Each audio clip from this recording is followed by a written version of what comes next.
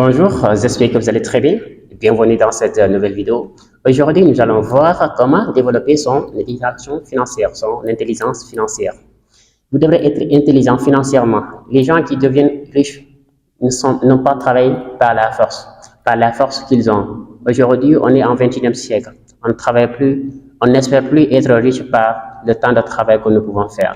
Même si nous pouvons travailler 18 heures sur 24 heures, cela ne nous permettrait jamais d'être riches. Donc, les gens maintenant, ils travaillent de façon intelligemment. Et pour travailler de façon intelligemment, il est nécessaire de développer son éducation financière ou son intelligence financière.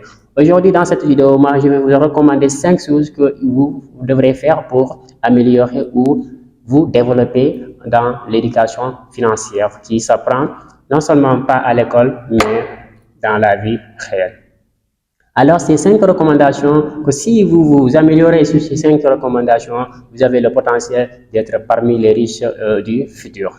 Je vous dis encore, ne comptez plus sur le temps de travail que vous pouvez faire ou comptez plus sur votre salaire. Ne comptez plus qu'en épargnant plus de salaire que vous allez devenir riche. Ça ne vous mène pas à la richesse. De travailler avec la force, ça nous permet de vivre tout simplement. Ça nous permet de vivre, ça ne nous permet pas d'avoir une fortune. Pour avoir une fortune, il faut faire quelque chose de façon. Il faut penser maintenant comment fructifier l'argent que nous gagnons, comment multiplier cet argent. C'est le plus important. Tant qu'on n'apprend pas à multiplier l'argent, nous n'allons jamais devenir riches. Parce que là, il faut qu'on crée des machines à créer de l'argent. Et nous, il faut qu'on crée des machines à créer de l'argent. Alors, les 5 recommandations que je vais vous donner, nous allons commencer par la première recommandation qui est la formation. Il faut que vous vous formez. Il faut que vous vous formez. La formation est aussi essentielle pour avoir plus d'argent. Pour s'informer, la formation, c'est-à-dire acquérir plus de compétences, est aujourd'hui très nécessaire dans le monde où nous évoluons aujourd'hui. Et là, cette formation ne vous demande pas d'aller vous inscrire dans des écoles privées ou dans des écoles publiques pour apprendre, parce que les écoles ne vont jamais vous apprendre l'éducation financière. Et l'éducation financière, ça s'apprend dans la vie. Et même si vous n'avez jamais été à l'école, même si vous vous êtes arrêté en classe de CM2, vous pouvez apprendre cette intelligence financière que les gens font pour devenir riches. Alors, comment vous pouvez vous former? Il y a plein de livres maintenant aujourd'hui qui parlent de l'entrepreneuriat ou de l'intelligence financière que quand vous savez lire, vous pouvez lire ces livres et essayer à chaque fois de comprendre que disent ces livres. Parce que ce sont des livres qui sont très pertinents, comme je vous suggère, comme le livre de Robert Kiyosaki, Père riche et Père pauvre, et l'entreprise du 21e siècle. L'auteur a publié plus de livres qui parlent de l'éducation financière. Pourquoi pas ne pas aller lire ces livres et essayer de vous former, parce que la formation est cruciale. Il faut qu'on vous dise que la formation est cruciale partout où vous partez. Quand vous n'avez pas quelque chose en tête, il serait difficile pour vous de réussir dans cette activité. Voilà, donc il faut avoir quelque chose dans la tête. Et pour avoir quelque chose dans la tête, il faut lire. Il faut bien lire encore. Et aussi, il y a un autre moyen de se former encore. Aujourd'hui, YouTube est là. Des meilleures chaînes qui parlent de l'entrepreneuriat, comme si nous prenons exemple la chaîne Investir au pays. C'est Philippe Simon qui fait des vidéos sur ça. Donc Philippe Simon, il vous indique comment vous allez pouvoir faire vos investissements en étant en Afrique. Investir au pays. Donc là, c'est une chaîne qui est très, comme moi je vous le recommande, parce qu'il parle des choses qui parlent de l'entrepreneuriat, et on sait que l'entrepreneuriat, c'est-à-dire investissement, est le moteur de la croissance quand nous voulons la croissance, bien sûr.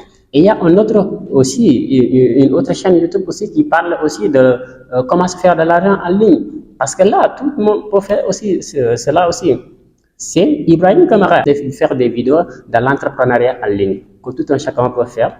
Ça, imaginez que vous créez, vous entreprenez en ligne, Internet ne dort pas. Même si vous dormez, l'Internet ne dort pas. C'est ça le potentiel de l'Internet pour vous, de faire de l'argent aussi sur Internet, même quand vous dormez. Parce que ne comptez pas sur ce que vous travaillez tout simplement. Il faut travailler, c'est ce qu'on appelle travail et faire une machine à créer de l'argent. Deuxième recommandation, identifiez la nature de vos dépenses. L'identification de la nature de vos dépenses aussi va vous aider à mieux faire de la fortune. Parce que quand vous posez des questions, quelles sont les dépenses que vous faites? Quelle est la nature des dépenses que vous faites? Est-ce que vous dépensez dans le bien luxe ou dans d'autres biens qui ne sont pas luxe?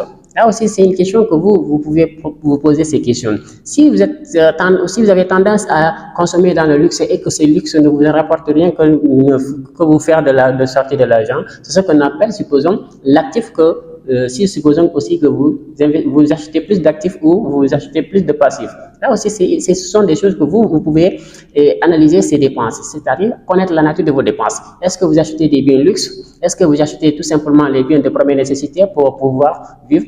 Parce que les biens de luxe, ce sont des biens en général de biens tertiaires.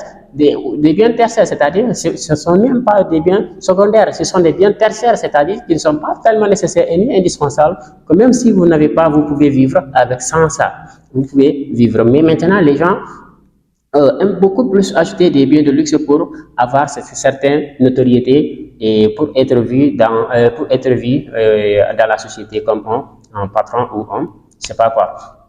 En tout cas, c'est à vous d'analyser vos dépenses, la nature de vos dépenses. En général, vos achats sont dans les passifs et que vous n'achetez pas les actifs. On sait tous que ce sont les actifs qui nous rapportent de l'argent. Et si quelque chose qui nous rapporte de l'argent, c'est ce qui nous revient à notre idée initiale, créer une machine à créer de l'argent. Troisièmement, profiter le fait de levier d'endettement. Le fait de levier d'endettement, ça veut dire il faut que vos investissements aussi, quand vous empruntez de l'argent, quand vous vous endettez, il faut que vous prenez maintenant cet endettement, cet emprunt que vous avez emprunté et vous faites des investissements sur ça. C'est ça qui va vous permettre de renforcer parce que tout investissement que vous voulez faire, vous pouvez ne pas avoir ces moyens. Les moyens financiers, les fonds propres n'arrivent pas plus.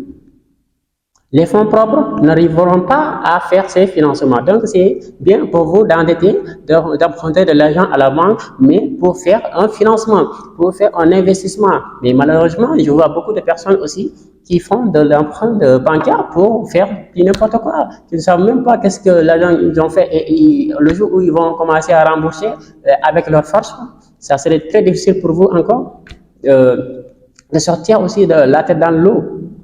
Il faut que vous profitez de cet effet de levier d'endettement pour pouvoir faire des investissements. Il faut que ça prenne une place importante.